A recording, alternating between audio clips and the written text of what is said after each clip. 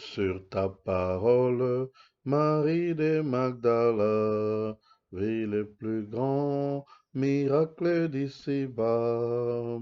Son cœur à un instant fut transformé, délivré des démons qui l'opprimaient.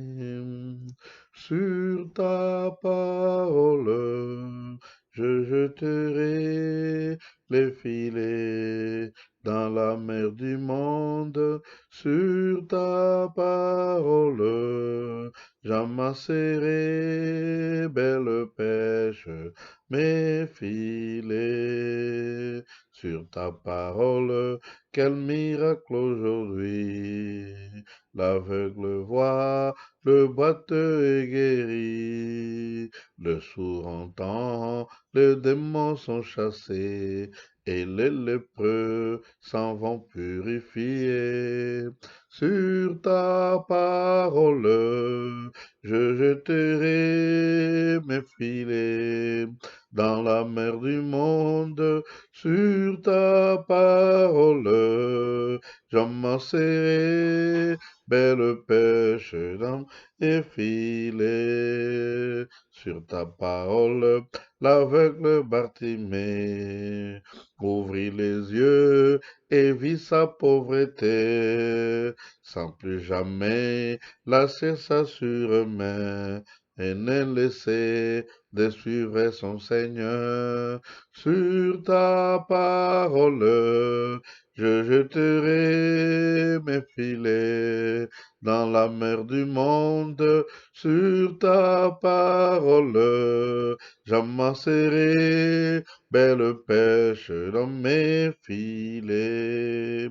Sur ta parole, le brigand sur la croix a vu ton ciel dans un élan de foi, et par une humble prière un voleur est devenu l'élu du Créateur. Sur ta parole, je jeterai les filets dans la mer du monde. Sur ta parole, j'amasserai, belle pêche dans mes filets. Oui, sur ta parole, je jeterai mes filets dans la mer du monde, et sur ta parole, j'amasserai, belle pêche dans mes filets. Ça, c'est la parole du Seigneur. Tous ceux-là qui se croient être enfants de Dieu, tous ceux-là qu'on appelle chrétiens, tous ceux-là qui croient que la Bible c'est la parole de Dieu, tous ceux-là qui croient que Dieu a envoyé son Fils pour mourir sur la croix pour nous et il a été ressuscité le troisième jour pour que nous puissions avoir la vie et la vie en abondance. Ce message s'adresse à vous et aussi particulièrement ceux-là qui croient être des enfants de Dieu au Zaïre, ce qu'on a communément appelé République démocratique du Congo. Le monde est en ébullition. Le monde vit la perversion. Le monde touche à sa fin. Le monde est secoué par des événements. La crainte bat son plein. Il y a des tremblements de terre par-ci par-là. Il y a des éruptions volcaniques. Il y a des soulèvements. Il y a des guerres et des bruits de guerre. Les gens sont dans la crainte. Partout. Si nous regardons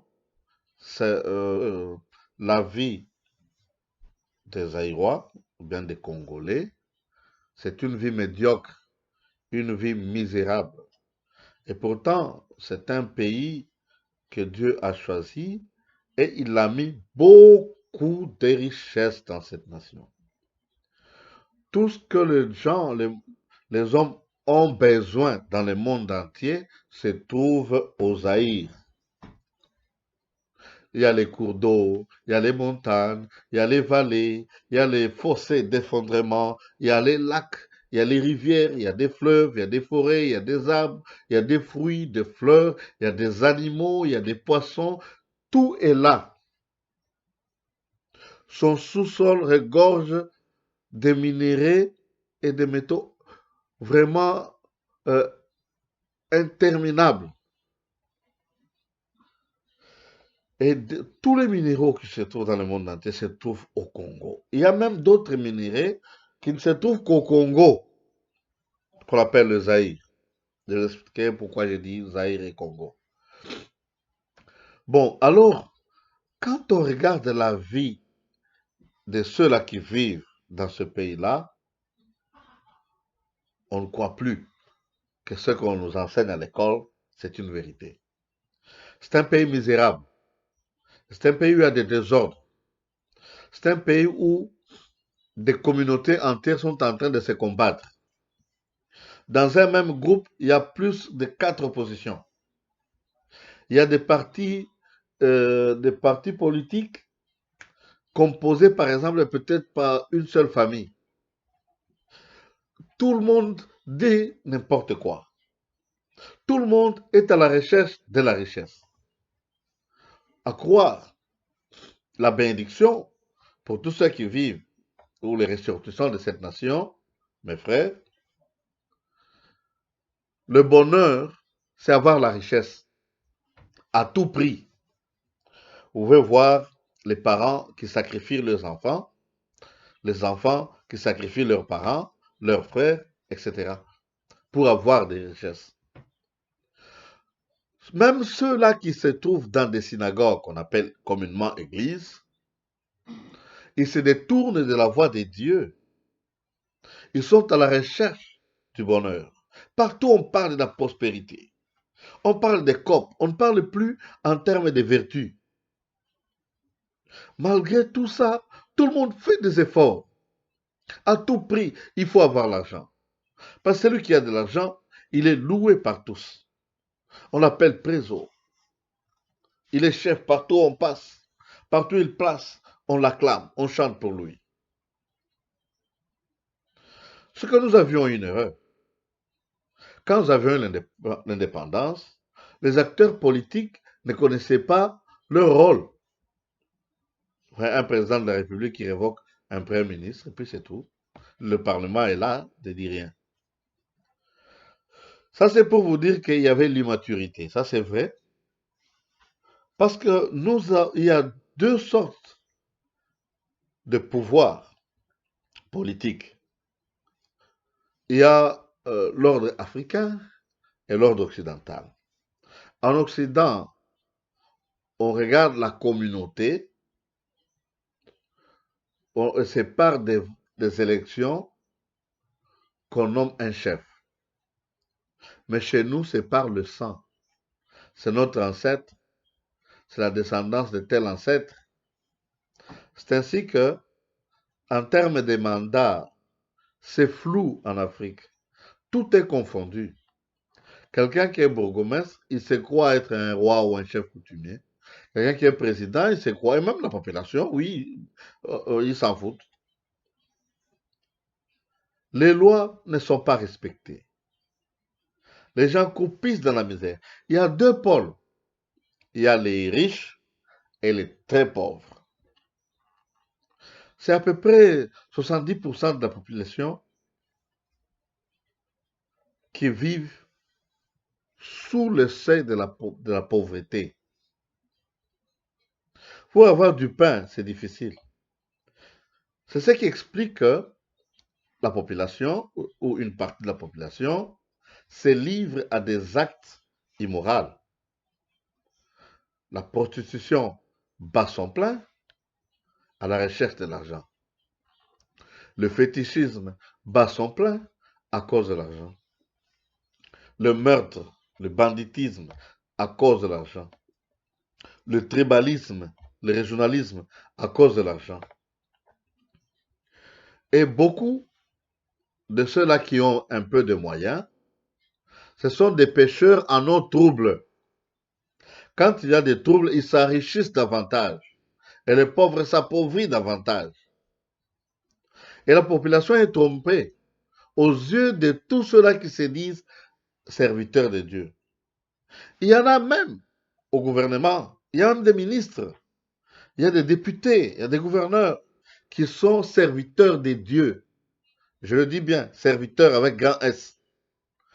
Et pentecôtistes, remplis du Saint-Esprit, et qui se disent être envoyés par le Seigneur. Dans leur bouche, prospérité. Et on regarde une contradiction énorme.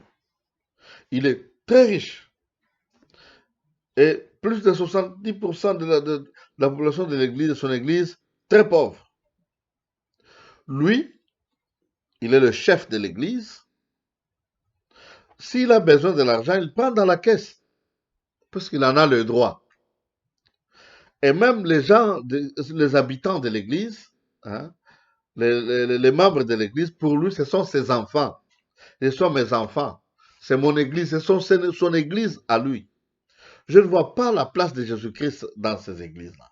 Je ne vois pas la place de Jésus-Christ dans ces hommes-là. Parce qu'ils disent, faut pas jouer de mon église. Parce que c'est lui qui nomme les anciens de l'église, il nomme les diacres, il les révoque comme il veut. C'est un petit Dieu dans son église.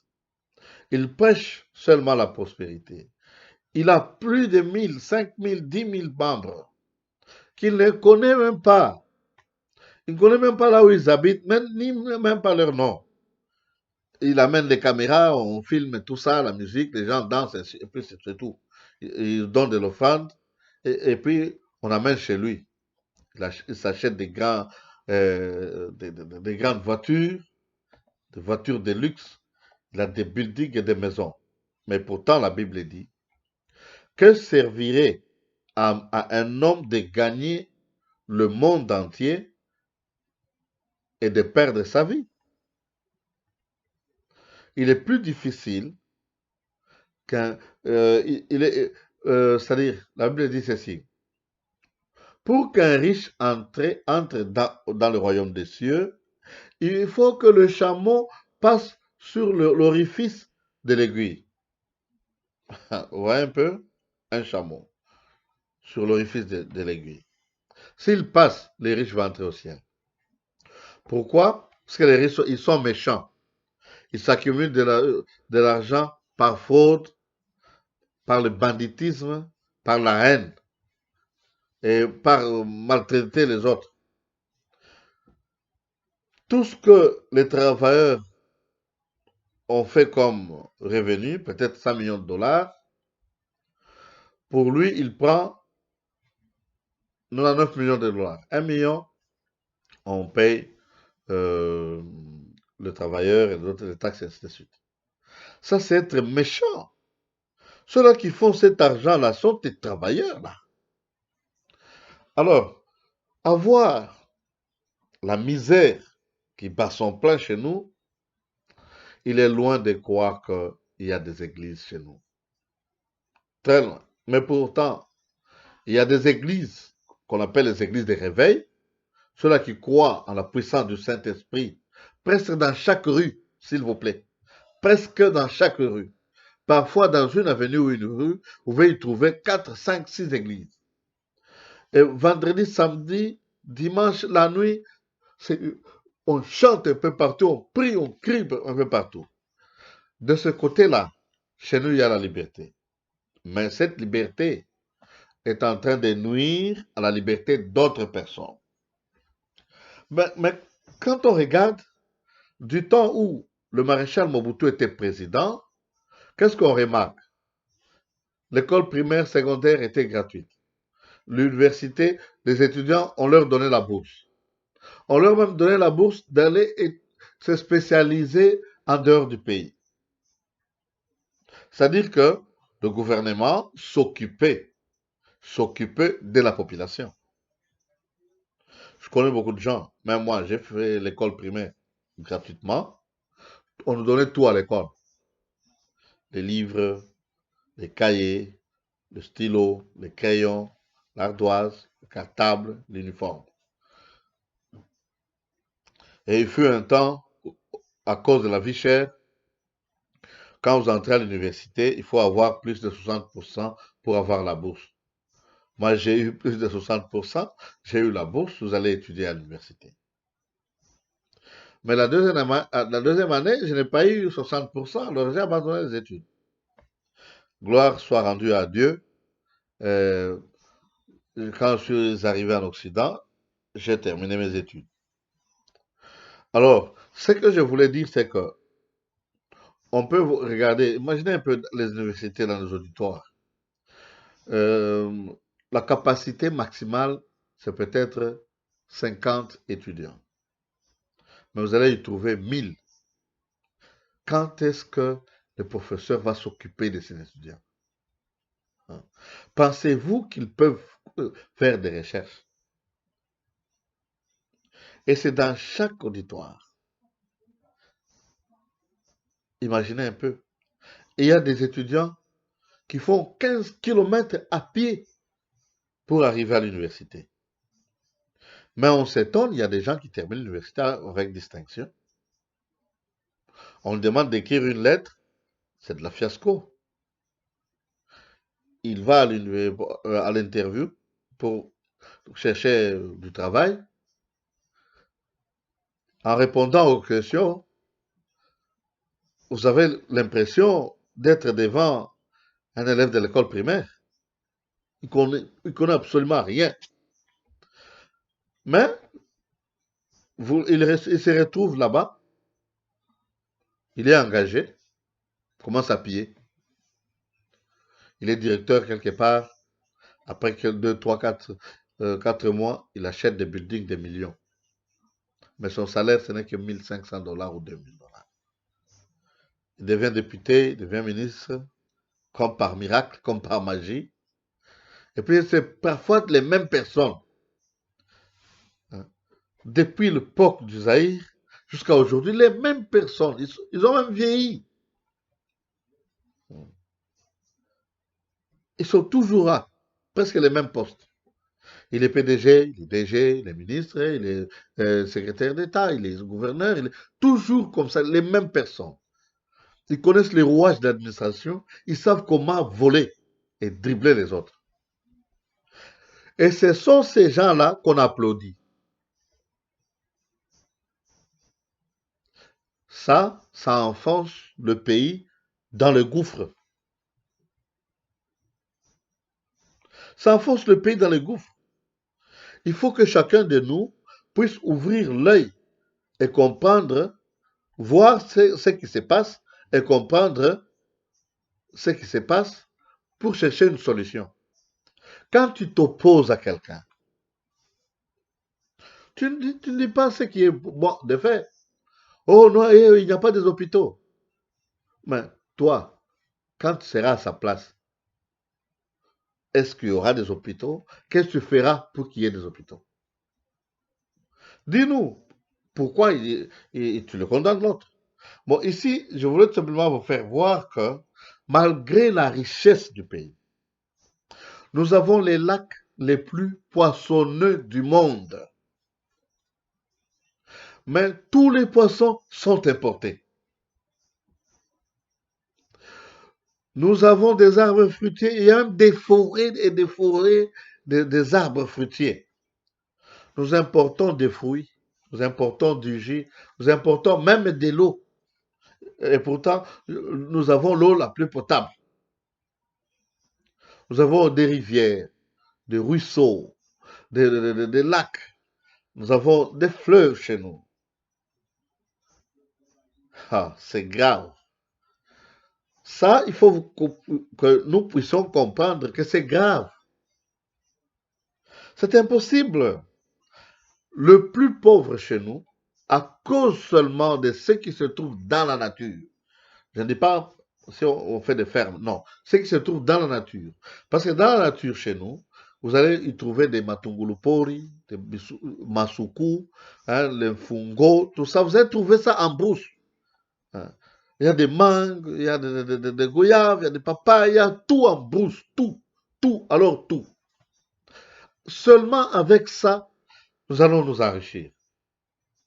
Parce que ce sont ces choses dont nous avons besoin et les autres peuples en dehors de notre pays, ils en ont besoin. Mais nous importons tout de nos pays voisins, même de la Chine, du Japon, tout ça, la nourriture. C'est honteux. Où est la solution? Et pourtant, 90% de la population vont à l'église. Ils croient au Seigneur Jésus-Christ. Et nous savons que celui qui croit au Seigneur Jésus, il passe du jugement à la justice de Dieu. Et il est béni. Et dans les églises, partout, vous serez bénis, vous serez bénis, vous serez bénis. La bénédiction, surtout tous les dimanches, le mot le plus employé, c'est vous serez bénis. Le deuxième mot, offrez, tentez Dieu. Donnez un peu de force, vous allez voir comment Dieu va vous bénir. Vous serez riche, vous aurez des femmes, vous aurez des enfants, vous allez trouver du travail, vous serez des directeurs, des ministres. Mais les gens, ils savent que ces choses-là, il y a des années et des années, on les proclame, mais personne ne devient ce qu'on promet là. Et les chefs religieux, ils s'enrichissent à cause des offrandes. Pourquoi est-ce que les chefs religieux, eux, ne se mettent pas à genoux, demander la richesse et que Dieu leur donne la richesse pour qu'ils soient un exemple à l'église? Les églises regorgent des misérables, mais des gens qui offrent beaucoup. Écoutez, s'il y a encore les gens survivent, hein, si les gens survivent, c'est à cause de leurs frères et sœurs qui sont dans la diaspora. Écoutez, l'histoire là de l'exode, c'est pas seulement de l'exode du Kasaï au Katanga, non, non. Du Congo à partout dans le monde. En Zambie, on dit Fikasai. Tu vois, en Angola, on tue les Congolais. Au Congo-Brazzaville, seulement si vous avez une courte mémoire, vous allez oublier. On nous a maltraités. C'est-à-dire, des millions et des millions de nos ressortissants sont dans des pays limitrophes. Et nous sommes presque partout dans le monde entier. Moi, je crois même que c'est la moitié de la population qui est en dehors du pays. Pourquoi ils fuient la misère? Quand vous voyez les gens quitter Malembankulu pour Lubumbashi, ils quittent Kapanga pour Kolwezi, ils quittent, je ne sais pas si c'est Ankoro pour Kalemi, ils quittent Kabayakamwanga pour Kinshasa, ils quittent ici, Iziro pour aller à Kisangani, tout ça, c'est à cause de la misère. Mais pourtant, on disait que le Kasaï, c'est le grenier du Congo, c'est le grenier du Congo. Mais pourquoi est-ce qu'il y a la famille? Pourquoi est-ce que les gens fuient là-bas? Moi, je ne parle pas des Balouba, moi je parle du Kasaï. Il y a au Kasaï, il y a les Balouba, il y a les Bakete, il y a les Bakanyoka, il y a les Babinji, il y a les Basalampasu, il y a les Bakuba, il y a les Balouba, etc., etc. Il y a plusieurs peuples. Pourquoi est-ce qu'ils fuient? Parce qu'ils ont tout. Pourquoi est-ce qu'ils fuient? Ça, c'est un signe de la malédiction. S'il y a une malédiction, Dieu va vous amener des chefs qui vous maltraitent. Au lieu de se tourner vers Dieu, nous nous tournons contre ceux qui nous dirigent et nous nous divisons. Nous nous divisons. Quand on dit les originaires, c'est un terme flou. Ça n'a pas de sens chez nous. Quand on dit non, les Katanga, les Katangais, mais les Katanga n'existent pas. Mais je me demande, euh, moi je sais qu'il y a quelque chose, une localité qui s'appelle Katanga en Ituri. Je crois qu'eux sont des Katangais. Mais dans l'ancien Katanga, ou bien l'ancien Shaba, l'ancienne province de Shaba, il y a seulement le Haut-Katanga. Alors vous parlez de quoi? Parce qu'il y en a 4 provinces issues de la province du Shaba. 4. Il y a le Haut-Katanga, Lomami, Tanganyika, là-bas, etc. Mais tous ceux qui vivent dans ces provinces-là, ils ont leur nom. Il y a les Lolabé, il y a les Okatangé, etc. Et d'ailleurs, si on veut suivre les origines, c'est pas tous ceux-là qui se disent Katanga, qui sont à Lubumbashi, qui sont Katangé, Okatangé, non. Il y en a qui viennent de Dilolo, il y en a qui viennent de Kalemi, il y en a qui viennent de n'importe où. Maintenant, ce qui nous unissent, ce ne sont pas des particules ou des tribus, non. Ce qui nous unit, c'est l'entité, le Congo. Quand on dit il y a beaucoup de richesses, c'est tout le Congo. Mais pourquoi il y a la misère? Écoutez, en 2018, le président de la République, l'actuel, il était au stade avec les serviteurs de Dieu, les chants, tout ça. C'était la célébration de la Pentecôte, je crois. C'était un jour de louange. Il a été invité. Arrivé là-bas, il a prononcé un discours très important que je pourrais appeler prédication. Il a fait une prière et nous tous dans le monde entier, moi je me rappelle, j'étais à Ottawa, nous nous sommes mis à genoux. Oh, que Dieu soit loué. Nous avons prié. Nous avons demandé pardon à Dieu pour tous nos chefs. Chefs coutumiers, chefs du village, les Mamoulopo et tout ça, nous avons demandé pour eux. Et tous ceux-là qui sont élevés en dignité et tout le peuple entier, nous avons, Seigneur, nous nous sommes détournés de ta voie. Nous avons commis le mal devant ta face. Nous t'avions abandonné. Pardonne-nous. Et le président actuel, il a conclu la prière. Parce que toute autorité vient de Dieu. Même si l'autorité est interne diabolique, mais son autorité vient de Dieu. Il faut comprendre. Même si tu es allé chez des féticheurs, on t'a donné un pouvoir, ton poste là, c'est Dieu qui t'a établi. Mais la fonction que tu fais là, tu le fais avec tes fétiches. Toute autorité vient de Dieu. Et même la Bible dit, priez pour tout le monde. Voilà d'où vient la solution. Priez pour tout le monde. La Bible ne demande pas de faire des marches contre telle tribu, contre tel groupe politique. Non. Nous sommes tous des frères, surtout ceux-là qui tuent les autres. Ce sont des prédicateurs dans les églises. Ils prêchent la bonté, l'amour, le pardon, ainsi de suite.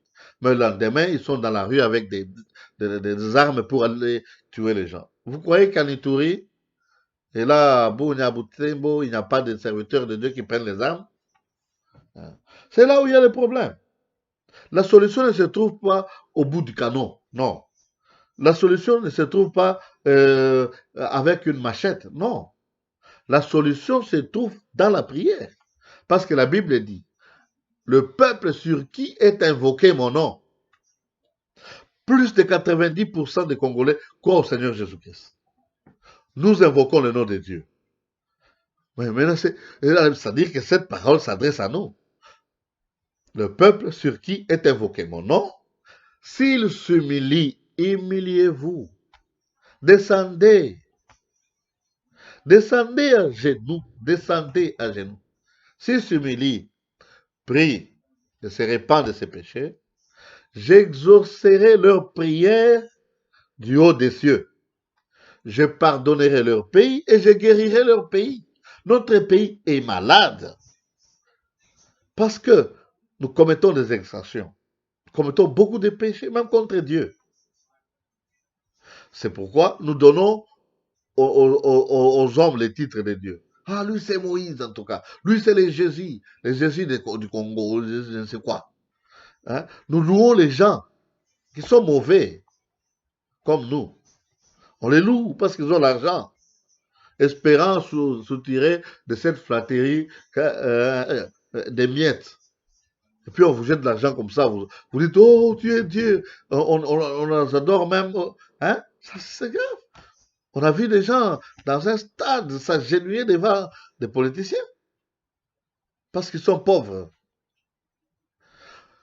Descendez à genoux devant Dieu. Vous êtes un peuple de Dieu. Partout aux Zaïre, dans toutes les tribus, Il n'y a pas une tribu où on croit en plusieurs dieux, comme en Occident. Partout, nous croyons en un seul Dieu. Mais le péché, c'est que dans nos coutumes, on met entre Dieu et nous les ancêtres et les fétiches.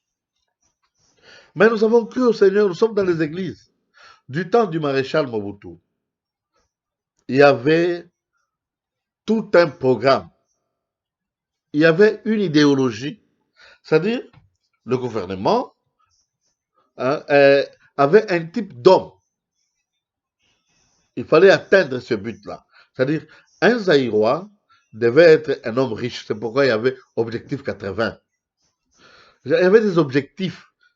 L'homme zaïrois, un, doit aimer son pays. Deux, un Zaïrois doit être chez lui partout. Ils peuvent se marier entre tribus. Chez nous, il n'y a pas de tribalisme, de clanisme, de tout ça. Il y a seulement les citoyens. Nous sommes tous des citoyens, nous sommes des militants dans un seul parti qui peut avoir. D'ailleurs, si nous avons un seul parti, c'est d'ailleurs mieux. Et là-dedans, nous avons peut-être 3 ou 4 partis qui sont nationales. Et non pas des partis. Ton parti politique se résume seulement à dire Lolo, ou bien à Kananga, ou bien à Kabayakama. Non, non. Un parti politique doit être national. Alors, il faut, c'est qu'on dit, non, équilibre politique dans des partis politiques, ou non, ça c'est faux. Si tous sont les Baloubakats, hein, si les meilleurs enseignants sont les Baloubakats, les meilleurs mécaniciens, Baloubakats, les meilleurs médecins, les Baloubakats, mais vous allez chercher ceux-là qui ne connaissent pas la médecine, le mettre à leur place pour dire équilibre. Pourquoi? Équilibre géopolitique. Non. On prend l'homme qu'il faut, on le met à la place qu'il faut. D'ailleurs, si on a des diversités, celui qui a d'ailleurs commencé ces histoires-là de géopolitique, c'est Kyungwa commence. Mais il a des enfants kassaïens, non? Sa femme était une kassaïenne. Lui, il avait étudié à l'époque de Mobutu. C'est-à-dire, école primaire, secondaire, gratuit. Les soins médicaux, gratuits. C'est ça. Et tout ce qui vient après, en dehors de l'amour et de l'unité, ça vient du diable. Descendons à genoux, prions. D'ailleurs, la Bible dit ceci. Avant toute chose, faites des prières et des supplications pour tous les hommes, les commerçants, les jardiniers, les chômeurs, les chasseurs, les pêcheurs, tout pour tous les hommes. Et ceux qui sont élevés en dignité, les rois, tout le monde. Priez pour ces gens-là. Parce que notre paix et notre prospérité dépendent de ces gens-là que Dieu a établis. Parce qu'ils commencent à voler, nous allons souffrir. Ils vont coopérer avec les ennemis pour avoir beaucoup de l'argent, hein, au détriment du peuple. C'est ce qui se passe. Écoutez, quand vous critiquez les autres, les uns ou les autres, qu'est-ce que ça change? C'est depuis 1960 que les gens se critiquent. C'est depuis 1960 que les gens sont en guerre. Qu'est-ce que ces choses nous ont apporté? Du temps du maréchal Mobutu, on nous enseignait à l'école le savoir-vivre. On nous enseignait la morale, le civisme et l'éducation politique. C'est-à-dire, chaque diplômé connaissait le rôle de dans chaque fonction. C'est un député, son rôle, c'est celui-ci, un gouverneur. Nous connaissions ça. Parce que nous avons étudié ça à l'école. Mais si on n'utilise pas ça à l'école, on ne saura rien. Avec vos écoles là qui sont incontrôlées, hein, ce sont des écoles privées, on enseigne n'importe quoi. Non. Il faut que le gouvernement fasse une ligne de conduite. Le gouvernement doit savoir quel type de citoyen a besoin. Et tous les efforts doit être dirigé vers ce genre de type que nous avons besoin. Si les gens prennent les armes, parce qu'ils ne connaissent rien. Si les gens prennent des couteaux, des machettes, des haches pour aller tuer les autres, parce qu'ils ne connaissent rien. Ils croient que il est pauvre, il souffre, parce que celui-là qui a une maison en ville et une voiture, et il est là. Alors, en le tuant, il aura sa maison, il aura sa voiture. C'est faux. Mobutu croyait comme ça. Il a donné des magasins, les choses aux acquéreurs, parce que les Blancs sont partis. Maintenant, ceux qui ont pris des magasins, des entreprises, ils ne savaient pas comment diriger. D'où venaient les matières premières, d'où venait la marchandise à vendre, c'était difficile. Quand le stock est épuisé, là, on tombe en faillite. C'est ainsi qu'il y a eu la misère chez nous. Mais malgré ça, il y avait quand même... les gens de mon époque, hein, ils savent quand même, ils ont quand même... ceux-là qui ont étudié au Congo, pas en dehors, ils ont quand même le sens du respect des biens de l'État, les biens communs. Mais c'est la misère qui fait oublier tout ça. Mais là, l'espoir, c'était l'Église. Parce que ceux qui fréquentent les églises devraient être des bons chrétiens. Un bon chrétien, c'est un bon citoyen. Parce qu'un bon chrétien ne peut pas voler, ne peut pas détourner les biens de l'État. Il ne peut pas calomnier, il ne peut pas haïr une autre personne parce qu'il n'est pas de sa tribu.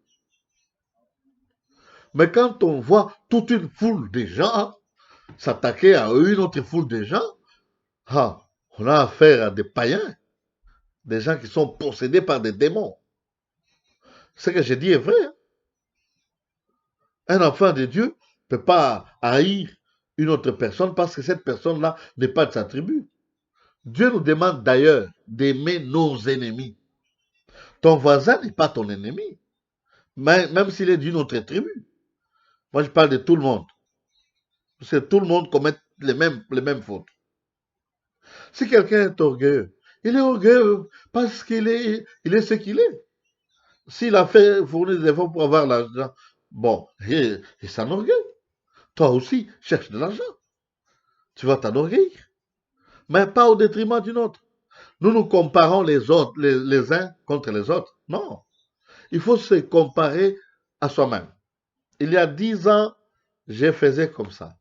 Maintenant, après, 10 ans après, je vis toujours dans la misère. Pourquoi? Fais un examen de conscience. Malgré que notre pays, beaucoup vivent dans la misère, mais il y en a ceux-là qui s'en sortent honnêtement. Il y en a beaucoup d'ailleurs. Il y en a beaucoup d'ailleurs. Je peux même en citer des exemples. Je crois peut-être prochainement, je vous le dirai. Ici, c'est l'Église qui a échoué sa mission. Dans les églises, il y a toujours, on divise les gens. On dit que non, c'est ton fils tel qui est sorcier, c'est pourquoi il t'a ensorcelé, c'est pourquoi tu ne trouves pas du travail. Il n'est pas payé 6 mois, il n'est pas payé, mais tu lui donnes une prophétie, tu lui dis que c'est son fils, ou bien c'est sa femme, ou bien son mari qui l'a ensorcelé. Et puis il chasse son enfant devient Kuluna. Il commence à tuer les autres personnes. Qui est mauvais? C'est toi. Tu es chrétien, vas à l'église, non? Vous divisez les mariages des gens. Les gens vivent dans la paix. Vous dites non, c'est ta femme qui t'ensorcelle.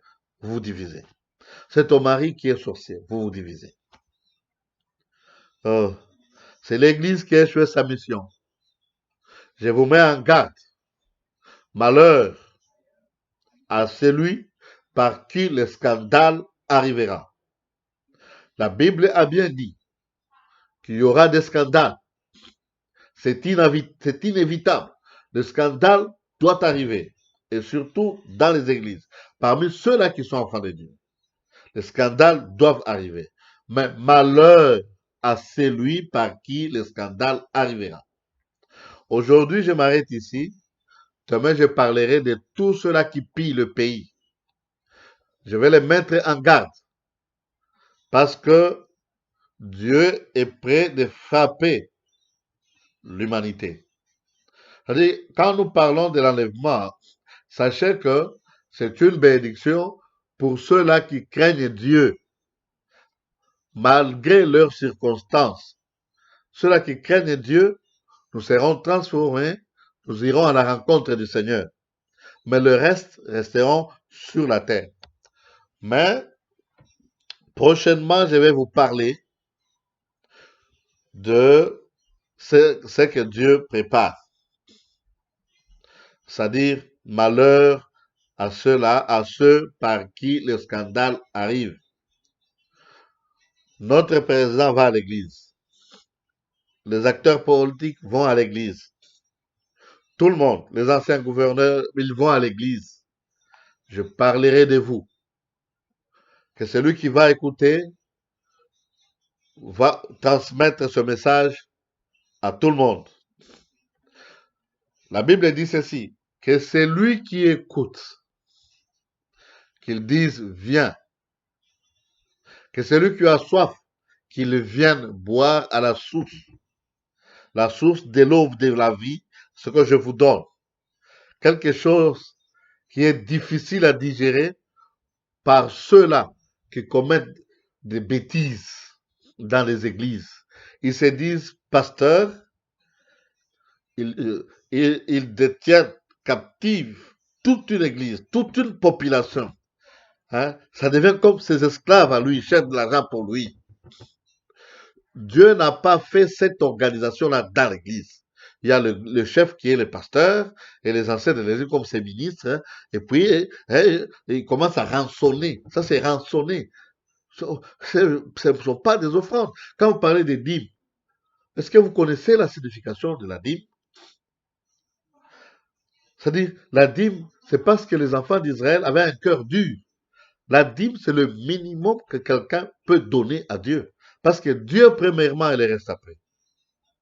Tu te réveilles le matin, Dieu, premièrement, il reste après. Tu veux manger, Dieu, premièrement, et le reste après. Il y a la prière, il y a la réunion politique, d'abord à la prière. Dieu, premièrement, et le reste après. Vous avez de l'argent et qu'il y a des gens qui souffrent dans l'église, il y a des orphelins. Donnez d'abord aux orphelins et le reste après. C'est-à-dire Dieu avant tout et le reste après. Est-ce que le travail que tu fais, est-ce que c'est écrit dans la Bible? C'est conformément au travail de la Bible. Est-ce que les apôtres, ils avaient des organisations comme les organisations que vous avez? Tu prends toute la dîme, tu t'achètes des maisons, alors qu'il y a le peuple de l'Église vit dans la misère. Que Dieu vous bénisse. Merci et à la prochaine.